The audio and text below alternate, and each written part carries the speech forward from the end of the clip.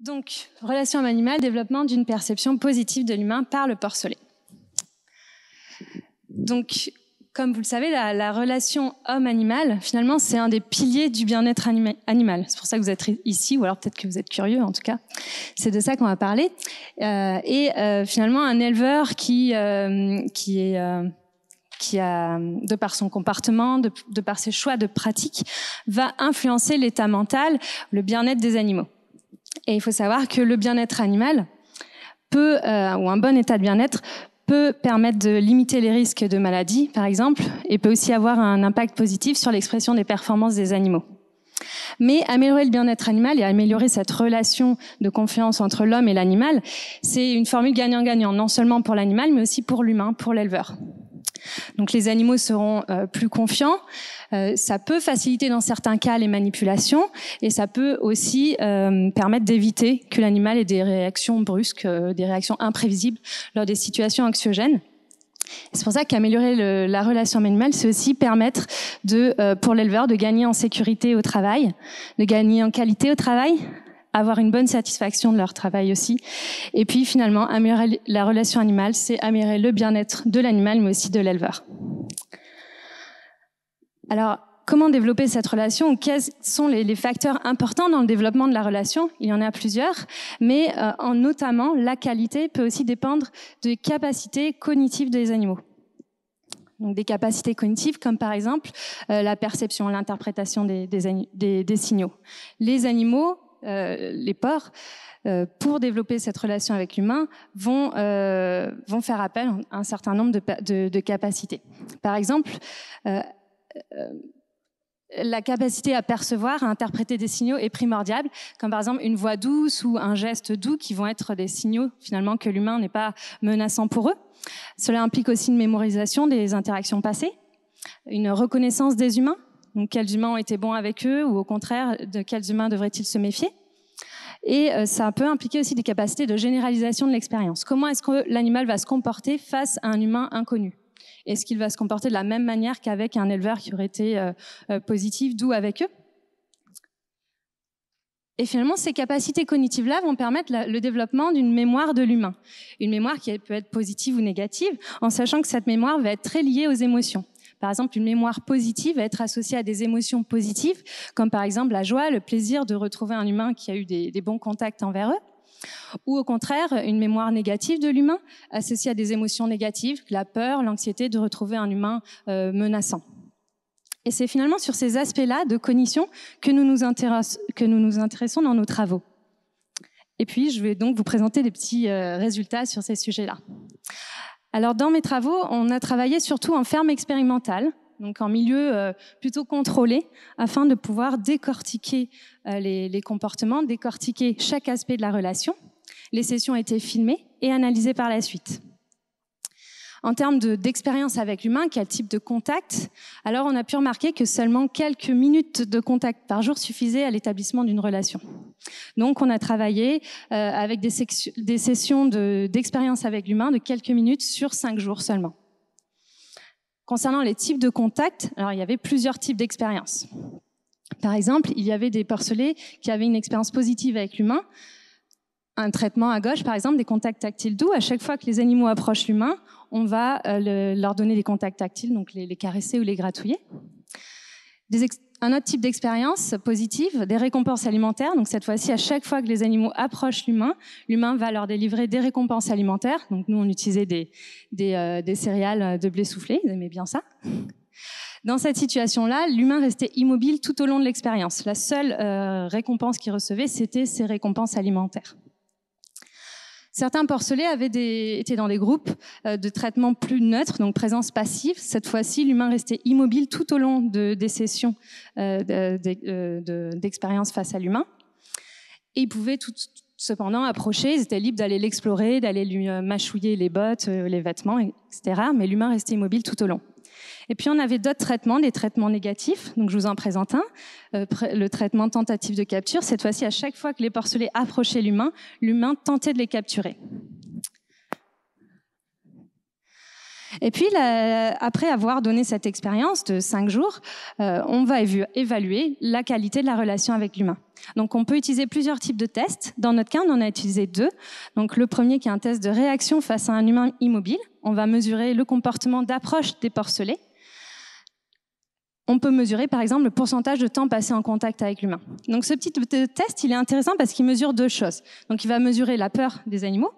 Donc, plus un animal qui a peur, par exemple, ne va pas approcher l'humain, mais il mesure aussi la curiosité ou l'intérêt que les animaux ont envers l'humain.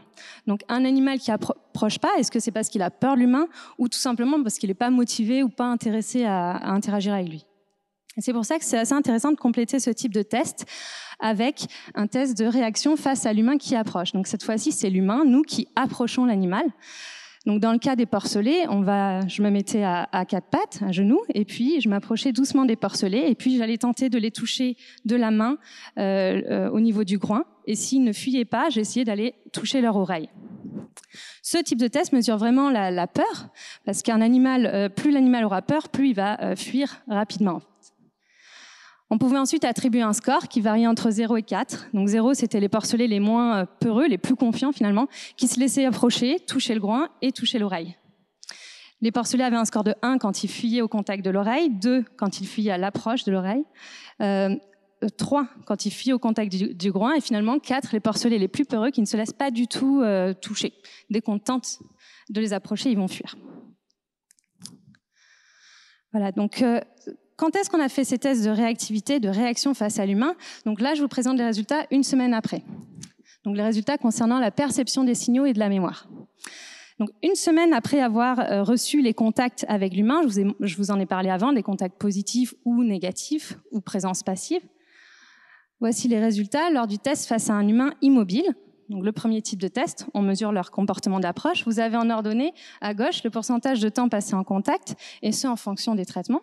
Et vous pouvez voir que les porcelets qui ont reçu une expérience positive avec l'humain, contact tactile doux ou récompense alimentaire, passent le plus clair de leur temps en contact avec l'humain, environ 80%, alors que ceux qui ont reçu le traitement négatif, tentative de capture, vous voyez qu'ils évitent d'approcher l'humain. Quoi qu'ils soient tout de même un petit peu intéressés, on n'est pas à 0 complètement. Mais ce qui est assez intéressant, c'est de voir que les porcelets qui ont reçu le traitement présence-passif passent autant de temps en contact avec cet humain immobile que les porcelets des traitements positifs. Donc ces résultats montrent que les porcelets sont naturellement motivés à approcher un humain et à interagir avec, en tout cas aller l'explorer, pour autant qu'il ne soit pas menaçant, évidemment.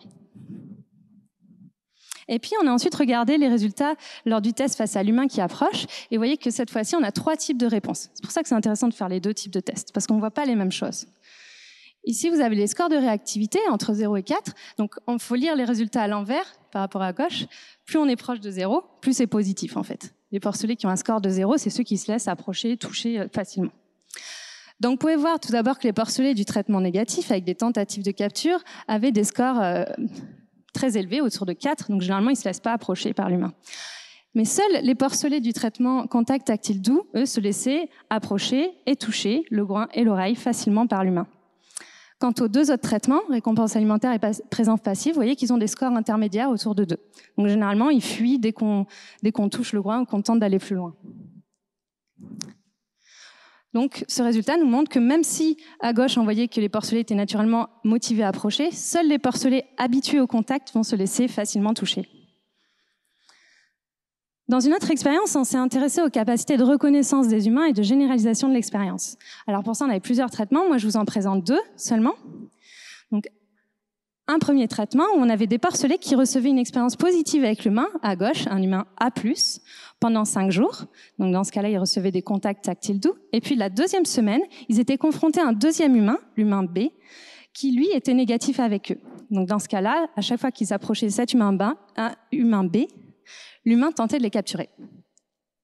On avait ensuite un autre traitement avec des porcelets qui recevaient l'expérience inverse, donc une expérience négative avec A, mais positive avec B lors de la deuxième semaine. Après avoir reçu ces traitements-là, une semaine après, on testait leur réactivité face à ces humains familiers, A et B, qui étaient soit positifs, soit négatifs selon le traitement. Et puis on testait aussi leur réactivité, leur niveau de peur, face à un humain inconnu. Donc je vous présente d'abord les résultats face aux humains familiers, A et B, et lors du test face à l'humain immobile. Donc vous pouvez voir que les porcelets, donc par exemple à gauche, qui avait été confronté à un humain A positif et B négatif, passent beaucoup plus de temps en contact avec l'humain A positif qu'avec l'humain B négatif. Par contre, on se rend compte que les porcelets du deuxième traitement, qui avaient une expérience négative avec A, mais positive avec B, passent autant de temps en contact avec chacun des deux humains. Alors on pourrait se dire, est-ce qu'ils ont un problème de mémoire? Ça se trouve, ils ne se souviennent plus qu'avec A, que A avait été négatif, une fois qu'ils ont reçu l'expérience positive avec B. Ce n'est pas vraiment le cas, parce que quand on regarde les résultats du deuxième test face à un humain qui approche, on remarque, on distingue deux types de réponses différentes. Donc on retrouve nos scores de réactivité entre 0 et 4, 0 les moins peureux, et vous pouvez voir que les porcelets sont toujours plus réactifs face à l'humain qui a été négatif avec E, en rouge, donc A- ou B- pour l'autre traitement, que face à l'humain qui a été positif avec E, donc B+ dans ce cas-là, ou A+ dans ce cas-là.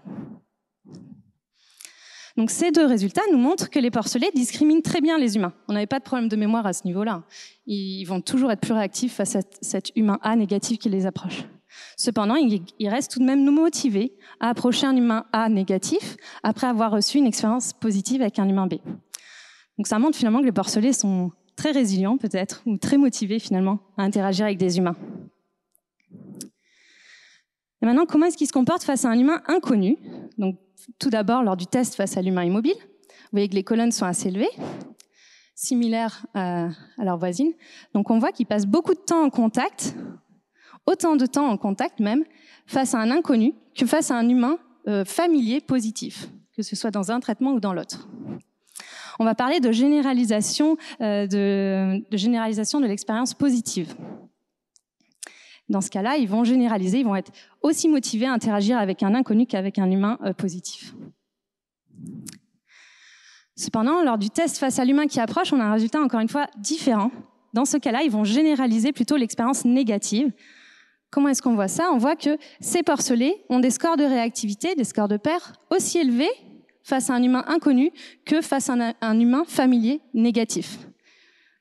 C'est aussi le cas pour le traitement à gauche. Donc vous voyez qu'ils sont aussi réactifs face à cet inconnu que face à l'humain B négatif, avec des scores autour de 2, ce qui signifie que généralement ils vont fuir dès qu'on tente d'aller toucher l'oreille. Donc en conclusion, suite à une expérience inconstante avec deux humains, les porcelets sont motivés à approcher un inconnu, mais c'est pas pour ça qu'ils vont se laisser toucher facilement finalement. Alors, on a vu le développement de la relation, on a vu que les porcelets étaient très motivés à approcher l'humain. Mais maintenant, on pourrait se demander, est-ce que l'humain pourrait aussi être rassurant pour le porcelet? Et pour ça, je vous présente les résultats de l'équipe de Céline Talley. Donc, je n'ai pas participé à ces recherches-là, mais je les trouvais super intéressantes, c'est pour ça que je vous en parle aujourd'hui. Donc, dans leur étude, ils avaient deux traitements. Donc, des porcelets, donc un traitement V, dans lequel des voix humaines étaient diffusées durant le dernier mois de gestation des truies.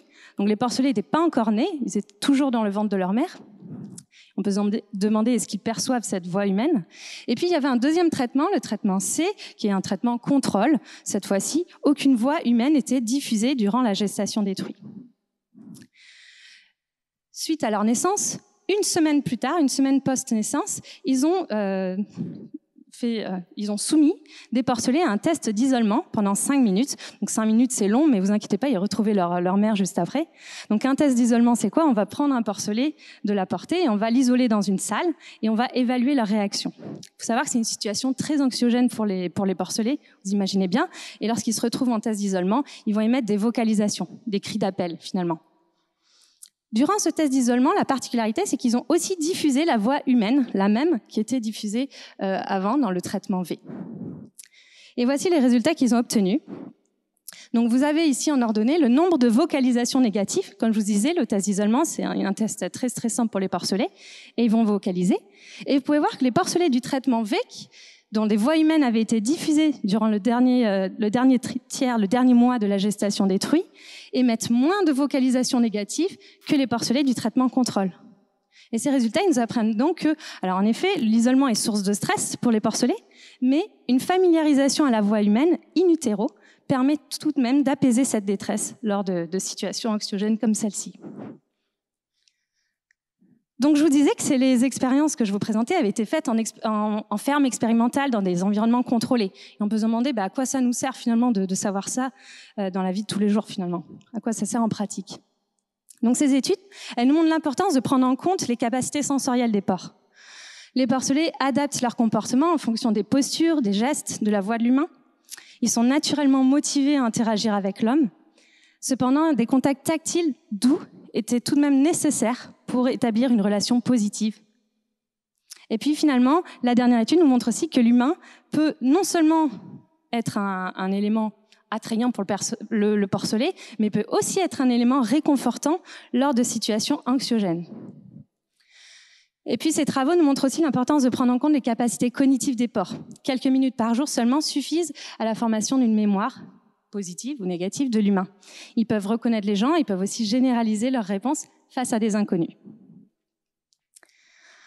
Alors pour terminer cette présentation, je voulais juste vous dire 2 mots sur le projet que nous démarrons. Donc j'ai démarré hier, donc c'est juste une présentation de ce vers quoi nous allons.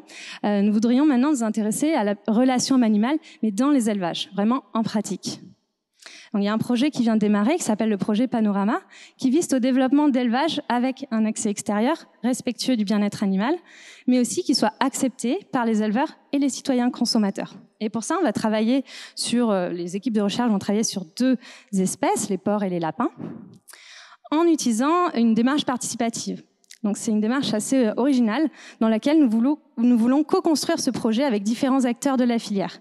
Donc on va travailler avec plusieurs chercheurs venant de domaines différents comme la physiologie, le bien-être, enfin le comportement animal, la sociologie, la nutrition animale.